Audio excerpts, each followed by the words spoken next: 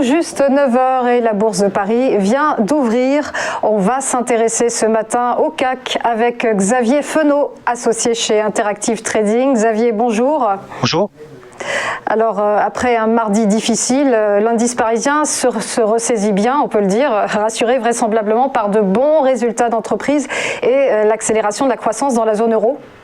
Oui, alors ça va effectivement beaucoup mieux. Alors en même temps, c'était pas non plus, il n'y avait pas péril dans la demeure. Encore une fois, l'indice CAC 40 fait partie de ces indices qui surperforment l'ensemble de la cote. Pourquoi ? Parce qu'il a déjà dans sa composition beaucoup de luxe.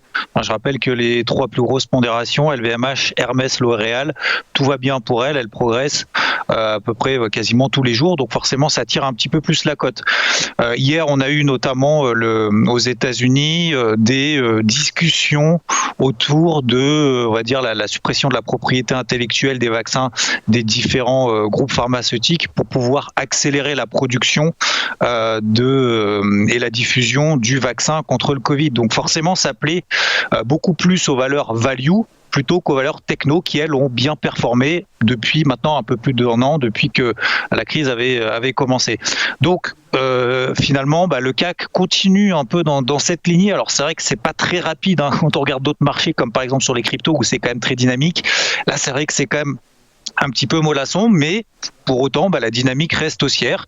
Donc techniquement, comme on le rappelle toutes les semaines ici ensemble dans votre émission, finalement, tant qu'on tient ce qu'on appelle la MM20 Daily, en fait, c'est ce point de repère qu'on a ici en bleu là sur le graphique qui est matérialisé. En fait, ça matérialise tout simplement la tendance haussière. Tant qu'on reste là au-dessus, finalement, techniquement, on a toujours une petite pression acheteuse.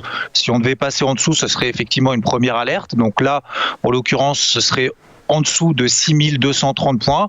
Là, aujourd'hui, le CAC est à 6350 à peu près, encore en légère hausse par rapport à la clôture d'hier. Donc, pour le moment, tout va bien, ce qui n'est pas le cas d'ailleurs sur le Nasdaq, puisque lui est composé de valeurs techno. Donc, le marché, finalement, se délaisse de ce qui a très bien performé et privilégie plutôt celles qui ont plus tendance à être soumises aux aléas économiques. Donc, forcément, si on accélère un peu cette vaccination suite aux bonnes nouvelles, on va dire hier, en tout cas aux propositions et aux discussions qui restent ouvertes, ça va tirer encore un petit peu plus le CAC.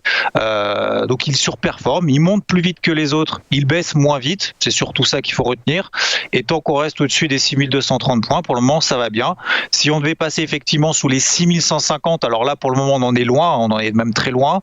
Là, voilà, on pourrait commencer à remettre en question cette tendance haussière, mais pour le moment c'est absolument pas le cas, donc tout va bien. Sur le reste après du marché, c'est relativement plat, c'est-à-dire qu'on a le dollar américain finalement, qui est dans des phases d'oscillation. L'or, l'argent, même chose. Le pétrole qui monte un petit peu.